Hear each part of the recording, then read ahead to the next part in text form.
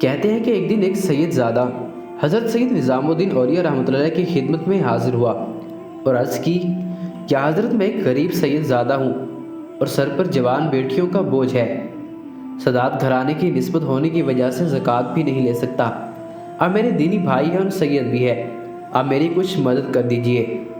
آپ رحمۃ اللہ نے اس کو عزت و تکریم کے ساتھ بٹھایا اور خادم کو بلا کر کہا کہ آج خانقاہ میں کوئی نظر و نیاز آئی؟ تو خادم نے عرض کی ابھی تک تو کوئی نہیں آئی، لیکن جیسے ہی آئے گی میں آپ کو اطلاع کر دوں گا۔ آپ رحمۃ اللہ نے سید زادے کو تسلی دی اور کہا اللہ پر بھروسہ کرے، وہ دست غیب سے کوئی نہ کوئی انتظام فرما دے گا۔ مگر 3 دن گزر گئے، کوئی نیاز نہ آئی۔ سید زادہ بھی مایوس ہو گیا کہ ایسے ہی ان کے بارے میں باتیں مشہور ہیں، کیا تو کوئی مدد ہی نہیں ہو سکی۔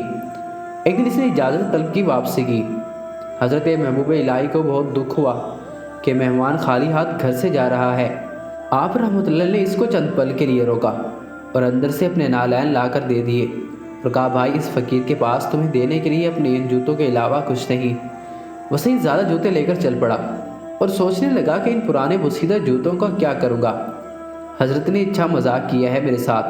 دوسری طرف سلطان محمد تغلق کسی جنگی مہم سے واپس آ رہا تھا اور حضرت امیر خسرو جو حضرت نظام الدین اولیاء رحمۃ اللہ کے خلیفہ بھی تھے سلطان کے ساتھ تھے، اور چونکہ آپ رحمۃ اللہ کا ایک قابل قدر شاعر تھے اس لیے دربار لطانی میں اہمیت کے حامل تھے۔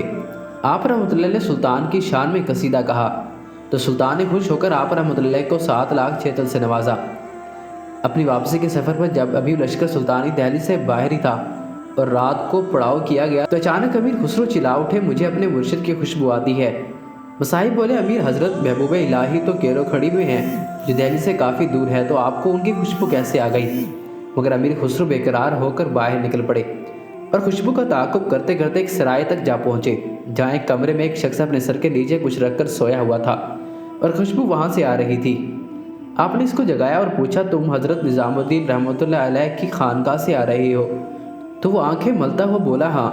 آپ نے اشتیاق سے پوچھا کیسے ہے میرے مرشد؟ وہ شخص بولا وہ تو ٹھیک ہے اور میں ان کے پاس مدد کے لیے گیا تھا مگر اور کچھ تو دیا نہیں، ہاں آپ نے پرانے بوسیدہ جوتے ضرور دیے ہیں۔ یہ سنتے ہی امیر خسرو کی حالت غیر ہو گئی اور کہنے لگے کہاں ہیں میرے مرشد کے نالین؟ تو اس نے ایک کپڑا کھول کر دکھا دیے۔ آپ نے ان کو پکڑا، چوما اور اپنی آنکھوں سے لگایا اور کہنے لگے کیا تو ان کو بیچے گا؟ اس نے کہا امیر کیوں مذاق اڑاتے ہو؟ امیر خسرو بولے مذاق نہیں، میرے پاس اس وقت 7 لاکھ چیتل ہیں، وہ لے لو مگر میرے مرشد کے نالین مجھے دے دو، اگر چاہو تو دہلی چلو اتنی ہی رقم اور دے دوں گا۔ 7 لاکھ چیتل کا سن کر وہ چکرا گیا اور بولا نہیں بس میرا تو چند ہزار سے گزارا ہو جائے گا۔ مگر امیر خسرو نے زبردستی اس کو 7 لاکھ چیتل دیے اور ساتھ میں سپاہی اور تحریر دے دی تاکہ کوئی اس پر شک نہ کرے۔ اور پھر امیر خسرو اس حالت میں خانقاہ مرشد میں داخل ہوئے کہ جوتے اپنی دستار میں لپیٹ رکھے تھے اور سر پر رکھے بڑے چڑھے آ رہے تھے اور زاروں قطار رو رہے تھے۔ حضرت نظام الدین اولیاء رحمۃ اللہ نے مسکراتے ہوئے پوچھا خسرو ہمارے لیے کیا لائے ہو؟ امیر نے جواب دیا سیدی آپ کے نالین لایا ہوں۔ حضرت نظام الدین اولیاء رحمۃ اللہ نے پوچھا کتنے میں خریدے؟ امیر نے کہا 7 لاکھ چیتل میں۔ محبوب الہی مسکراتے ہوئے بولے سیدی 7 لاکھ چیتل تو بہت کم ہیں، اگر وہ سید زادہ میری جان بھی مانگتا تو جان دے کر نالین مرشد حاصل کر لیتا۔ یہ تھی ان کی اپنے مرشد سے محبت اور نظام الدین اولیاء رحمۃ اللہ کا مقام معرفت جس کی وجہ سے ان کو محبوب الہی کہا جاتا ہے۔